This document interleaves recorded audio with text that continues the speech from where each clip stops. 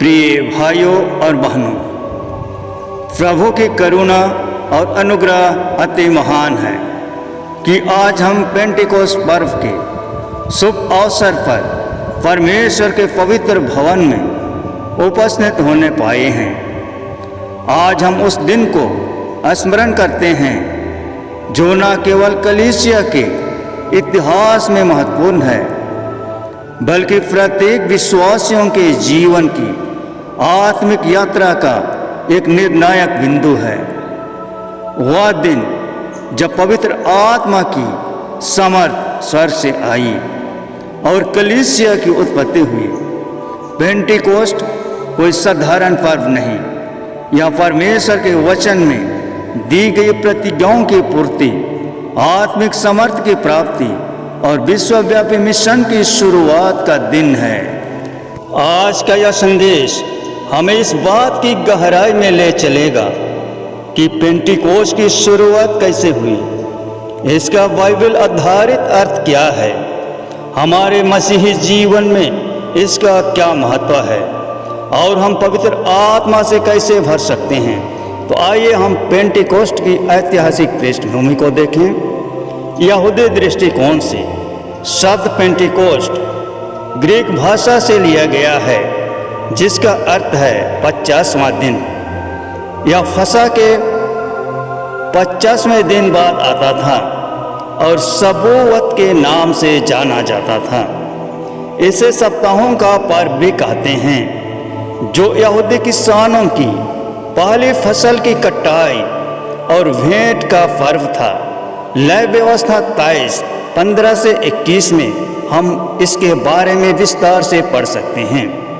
यह पर्व सीनै पर्वत पर मूसा को व्यवस्था मिलने की स्मृति में भी मनाया जाता था, जहां परमेश्वर ने अपने लोगों से वाचा बांधी थी। मसीही दृष्टिकोण से यीशु के पुनरुत्थान के बाद 50वें दिन जब सबूवत मनाया जा रहा था, तब यरूशलेम में वह अद्भुत घटना घटित हुई, जिसका वर्णन प्रेरितों के काम 2 अध्याय में है।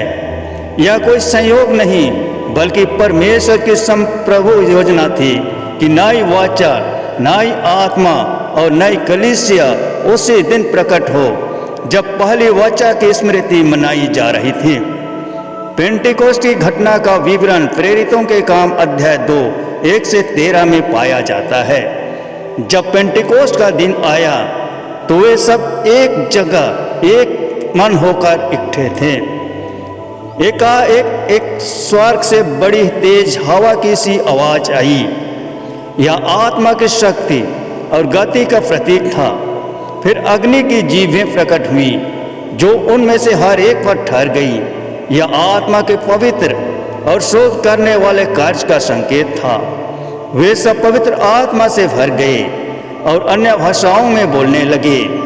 यह आत्मा के सार्वजनिक और प्रचार के कार्य की शुरुआत थी। यहूदी लोगों की प्रतिक्रिया। विभिन्न देशों से आए हुए यहूदी लोगों ने अपने अपने देश की भाषा में उन्हें परमेश्वर की महिमा का वर्णन करते हुए सुना। कुछ लोग चकित हुए, कुछ चकित होकर पूछने लगे, क्या ये गलीली नहीं है? जबकि कुछ ने ठट्ठा करते हुए कहा, ये नए दाख मधु से मत वाले हैं। यह भविष्यवाणी जूएल नबी द्वारा की गई थी कि अंत के दिनों में परमेश्वर अपनी आत्मा सभी मनुष्यों पर उंडेलेगा।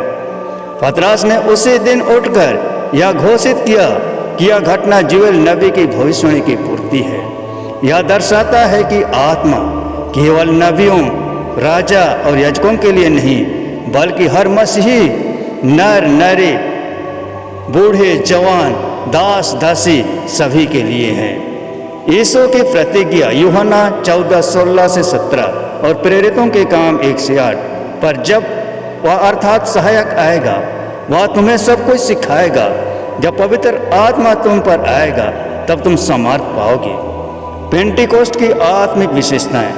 आत्मा की समर्थ। आत्मा के आगमन से पहले प्रेरित डर और भ्रम में थे, परंतु आत्मा आने के बाद वे साहसिक प्रचारक बने। पतरस, जो कुछ दिन पहले से यीशु को 3 बार इनकार कर चुका था। आप आत्मा की समर्थ में खड़े होकर निर्भीकता से सुसमाचार सुनाता है। विभिन्न भाषाओं में बोलना इस बात का संकेत है कि सुसमाचार अब केवल यहूदियों के लिए नहीं बल्कि सब जातियों के लिए है। यह बबेल की गड़बड़ी उत्पत्ति 11 का उल्टा है, जहां भाषा ने लोगों को बांटा पर यहाँ आत्मा ने लोगों को जोड़ा। आत्मा से जीवन में रूपांतरण, प्रेरितों का जीवन बदल गया। डर से विश्वास, कमजोरी से समर्थ और आत्म केंद्रितता से सेवा में परिवर्तित हुआ। उसी दिन 3000 लोग उद्धार पाते हैं। आत्मा जब काम करता है तब फल निश्चित होता है। मसीही जीवन में पेंटिकोस्ट का महत्व, पवित्र आत्मा का वास। पेंटिकोस्ट यह उद्घोष करता है कि परमेश्वर अब किसी भवन में नहीं बल्कि हमारे हृदयों में वास करता है। पहला कुरिन्थियों 6:19 में पौलुस प्रेरित कहता है, क्या तुम नहीं जानते कि तुम्हारा शरीर पवित्र आत्मा का मंदिर है और वह तुम में वास करता है। आत्मिक फल और वरदान, आत्मा से भरने का परिणाम हम गलातियों अध्याय 5:22-23 में पाते हैं, जो इस प्रकार है, प्रेम, आनंद, शांति, धीरज, कृपा, भलाई, विश्वास, नम्रता और संयम। आत्मा हमें सेवा के लिए वरदान देता है। पहला कुरिन्थियों 12 अध्याय में हम आत्मा के वरदानों को देखते हैं, जैसे प्रचार, चंगाई, ज्ञान, भाषा, प्रोत्साहन आदि। मिशन का आरंभ, पेंटिकोस्ट केवल एक अनुभव नहीं, एक उद्देश्य है, यीशु के गवाह बनने का। कलीसिया को आत्मा के द्वारा मिशन और सेवकाई में भेजा गया। आत्मिक चुनौती और आह्वान, क्या हम पवित्र आत्मा से भरे हुए हैं या खाली और निर्बल हैं? क्या हम आत्मा के अनुसार जीवन व्यतीत कर रहे हैं या शरीर की इच्छाओं में चल रहे हैं? क्या हमारी कलीसिया आत्मा से प्रेरित है या केवल रीति रिवाजों में फंसी हुई है? पौलुस कहता है, आत्मा को शोकित मत करो, इफिसियों 4:30। आत्मा से भरते जाओ, इफिसियों 5:18। प्यारे भाइयों और बहनों, पेंटिकोस्ट केवल एक ऐतिहासिक घटना नहीं है या आज का अनुभव है, यह परमेश्वर की प्रतिज्ञा की पूर्ति है, आत्मिक समर्थ की प्राप्ति है और मिशन में भागीदारी का आह्वान है। पेंटिकोस्ट हमें निमंत्रण देता है, उठो, आत्मा से भर जाओ और संसार को बदलो। जैसे उन पहले प्रेरितों ने किया, वैसे ही हम भी आत्मा की अगुवाई में संसार के लिए प्रकाश और नमक बन सकते हैं। आइए आत्मचिंतन करें कि हम कैसे प्रकाश और नमक बन सकते हैं। इसे समझने के लिए हम यूहन्ना रचित सुसमाचार अध्याय 14 वचन 23 से 31 का गहन अध्ययन करें। यूहन्ना 14 23 से 31 वचन यीशु मसीह के अंतिम विदाई भाषण का हिस्सा है, जिसे उन्होंने क्रूस पर चढ़ाए जाने से पहले अपने शिष्यों से कहा था। यह खंड विशेष रूप से पवित्र आत्मा की प्रतिज्ञा, शांति और यीशु की आज्ञाओं का पालन करने पर केंद्रित है। अब हम इसे वचन दर वचन उदाहरणों सहित विस्तार से समझेंगे। वचन यूहन्ना 14 का 23 में यीशु स्पष्ट करते हैं कि केवल दावा करना कि हम उनसे प्रेम करते हैं पर्याप्त नहीं है। सच्चा प्रेम आज्ञा पालन में प्रकट होता है, और जब कोई व्यक्ति यीशु के वचनों को मानता है तब परमेश्वर पिता और पुत्र उस व्यक्ति के साथ निवास करते हैं। यह आध्यात्मिक सहभागिता है। जैसे एक बेटा अपने पिता की आज्ञा का पालन करता है तो पिता उसे विशेष प्रेम दिखाता है, उसे अपने घर के करीब रखता है। वैसे ही जब हम यीशु की बातों को मानते हैं तो ईश्वर हमारे जीवन में सक्रिय रूप से कार्य करता है और हम उसकी उपस्थिति का अनुभव कर सकते हैं। यूहन्ना 14:24 कहता है, जो व्यक्ति यीशु से प्रेम नहीं करता वह उसकी आज्ञाओं को नहीं मानेगा।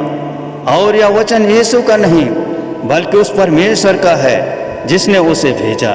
यानी यीशु जो कुछ भी सिखा रहे हैं वह स्वर्ग पिता की इच्छा है। अगर कोई छात्र अपने गुरु का आदर नहीं करता तो वह उसकी बातों को गंभीरता से नहीं लेता।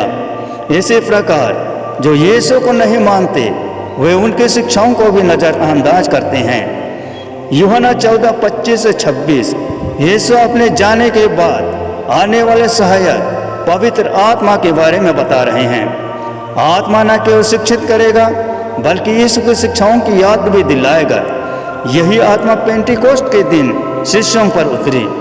जैसे एक कंप्यूटर में रिमाइंडर सेट किया जाता है ताकि हम जरूरी चीज़ें न भूलें, वैसे ही पवित्र आत्मा हमें परमेश्वर के वचन की याद दिलाता है। यूहन्ना 14:27 यीशु अपनी शांति की प्रतिज्ञा देते हैं।